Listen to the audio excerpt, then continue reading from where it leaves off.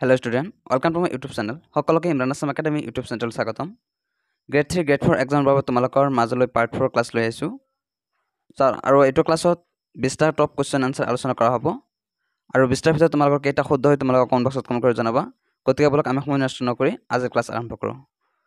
আজিৰ ক্লাছৰ প্ৰথমটো কোৱেশ্চন হৈছে অসম চুক্তি স্বাক্ষৰিত হোৱাৰ সময়ত ভাৰতৰ প্ৰধানমন্ত্ৰী কোন আছিল? অপচন দিছে চাৰিটা। ইয়াৰ অপচন চাৰিটাৰ ভিতৰত শুদ্ধ উত্তৰ হ'ব option A. Option A is the correct answer, Rajiv Gandhi. Assam চুক্তি স্বাক্ষৰিত হোৱাৰ সময়ত ভাৰতৰ প্ৰধানমন্ত্ৰী ৰাজীৱ গান্ধী আছিল। Next question. কুৱেশ্যন নম্বৰ 2, ভাৰতীয় জাতীয় কংগ্ৰেছ কেতিয়া গঠন হৈছিল? অপচন দিছে চাৰিটা। অপচন চাৰিটাৰ ভিতৰত শুদ্ধ উত্তৰ হ'ব option C. Option C is the correct answer. 1885 চনত ভাৰতীয় জাতীয় কংগ্ৰেছ গঠন কৰা হৈছিল। কুৱেশ্যন নম্বৰ 3, অসম আক্ৰমণ কৰা প্ৰথম মুছলমান আক্ৰমণকাৰী কোন আছিল?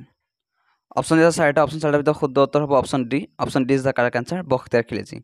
বখতিয়াৰ খিলজী অসম আক্ৰমণ কৰা প্ৰথম মুছলমান আক্ৰমণকাৰী। কুৱেশ্যন নম্বৰ 5, বীৰেন্দ্ৰ কুমাৰ ভট্টাচাৰ্য কোন চনত জ্ঞানপীঠ বঁটা লাভ কৰিছিল? অপচন দিছে চাৰিটা। ইয়াৰ অপচন চাৰিটাৰ ভিতৰত শুদ্ধ উত্তৰ হ'ব option C. Option C is the correct answer. 1979 চনত বীৰেন্দ্ৰ কুমাৰ ভট্টাচাৰ্যই জ্ঞানপীঠ বঁটা লাভ কৰিবলৈ সক্ষম হৈছিল। আৰু বীৰেন্দ্ৰ কুমাৰ ভট্টাচাৰ্যই মৃত্যুঞ্জয় নামৰ উপন্যাসখনৰ বাবে জ্ঞানপীঠ বঁটা লাভ কৰিছিল।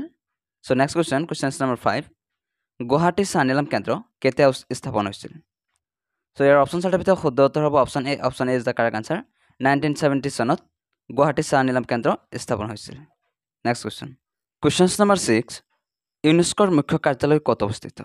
অপচন এ দিছে Geneva, option B London, option C Paris আৰু অপচন ডি দিছে জেনেভা। So ইয়াৰ অপচন চাৰিটাৰ ভিতৰত শুদ্ধ উত্তৰ হ'ব option C. Option C is the correct answer, Paris. ইউনেস্কোৰ মুখ্য কাৰ্যালয় পেৰিছত অৱস্থিত। কুৱেশ্যন নম্বৰ 7, ভাৰতৰ সমাৰ বুলি কাক কোৱা হয়? অপচন এ দিছে Kalidas, option B Khan Abdul Ghaffar Khan, option C Valmiki আৰু অপচন ডি দিছে মহাত্মা গান্ধী। চ' ইয়াৰ অপচন চাৰিটাৰ ভিতৰত শুদ্ধ উত্তৰ হ'ব option A. Option A is the correct answer, Kalidas. কালিদাসক ভাৰতৰ সমাৰ বুলি কোৱা হয়। Next question. কুৱেশ্যন নম্বৰ 8, মানৱ শৰীৰৰ লোহিত ৰক্ত কণিকাই প্ৰধানতঃ কঢ়িয়াই নিয়া সামগ্ৰীবিধ হ'ল? অপচন এ খাদ্যদ্ৰব্য, option B oxygen, option C hormone আৰু অপচন ডি দিছে প্ৰটিন। চ' ইয়াৰ অপচন চাৰিটাৰ ভিতৰত শুদ্ধ উত্তৰ হ'ব option B. Option B is the correct answer, oxygen.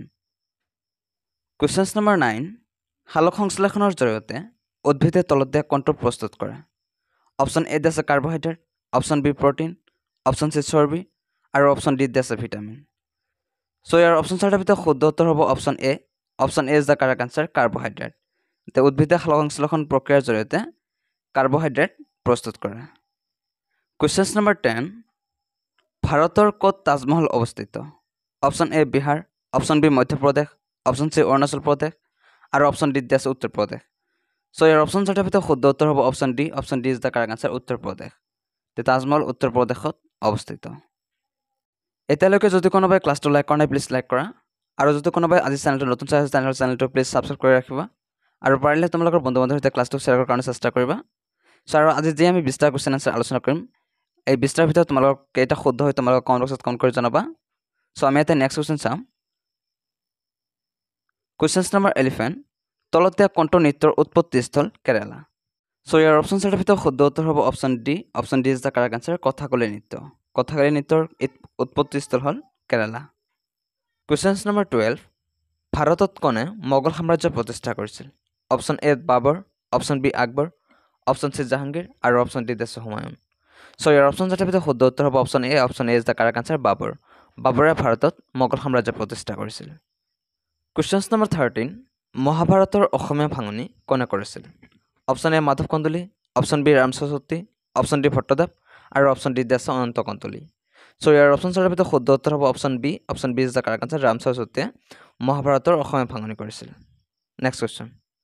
Question number 14, Arunodoi আলোচনীৰ প্ৰথম সম্পাদক কোন আছিল? Option A doctor Miles Bronson, option B Nathan Brown, option C Lakshminath Bezbaruah আৰু অপচন ডি আছে চন্দ্ৰ কুমাৰ আগৰৱালা।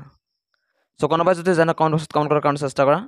চ' ইয়াৰ অপচন চাৰিটাৰ ভিতৰত শুদ্ধ উত্তৰ হ'ব option B. Option B is the correct answer, Nathan Brown. Nathan Brown আছিল অৰুণোদয় আলোচনীৰ প্ৰথমজন সম্পাদক।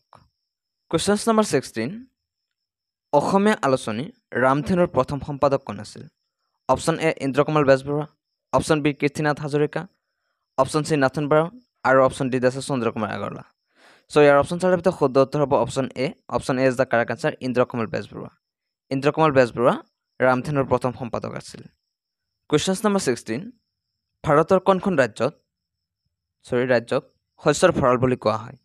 Option A Gujarat, option B Assam, option C Punjab আৰু অপশ্যন ডি আছে বিহাৰ। চ' ইয়াৰ অপশ্যন চাৰিটাৰ ভিতৰত শুদ্ধ উত্তৰ হ'ব option C. Option C is the correct answer, Punjab. পাঞ্জাৱক শস্যৰ ভঁৰাল বুলি কোৱা হয়। কুৱেশ্যন নম্বৰ 17, সাগৰ দেখিছা পুথিখনৰ লেখক কোন? অপশ্যন এ আছে Satyanath Bora, option B Hem Barua, option C Shilbhadra আৰু অপশ্যন ডি আছে হেমচন্দ্ৰ গোস্বামী। চ' ইয়াৰ অপশ্যন চাৰিটাৰ ভিতৰত শুদ্ধ উত্তৰ হ'ব option B. Option B is the correct answer, Hem Barua. Sagar Dekhisa পুথিখনৰ লেখক হ'ল Hem Barua. Next question number 18, আৰ্যসকলৰ জনপ্ৰিয় পৰিষদ দুখন আছিল। অপশ্যন দি আছে চাৰিটা। অপশ্যন চাৰিটাৰ ভিতৰত শুদ্ধ উত্তৰ হ'ব option C. Option C is the correct answer, সভা আৰু সমিতি। নেক্সট কুৱেশ্যন নম্বৰ 19, অৰ্থশাস্ত্ৰৰ লেখক কোন? অপশ্যন এ আছে Megasthenes, option B Kautilya, option C Dilbar আৰু দোচাই আৰু অপশ্যন ডি আছে কালিদাস।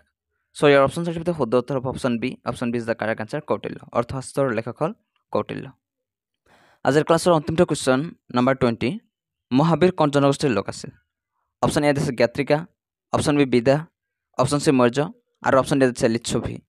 চ' ইয়াৰ অপশ্যন চাৰিটাৰ ভিতৰত শুদ্ধ উত্তৰ হ'ব option A. Option A is the correct answer, Gatrika. Mahavir Gatrika জনগোষ্ঠীৰ লোক আছিল। চ' তোমালোকৰ ক্লাছটো কেনেকুৱা লাগিছে কমেণ্ট বক্সত কমেণ্ট কৰি জনাবা। চ' আজি আমি ক্লাছ ইয়াতে সামৰণি মাৰিছোঁ। ধন্যবাদ।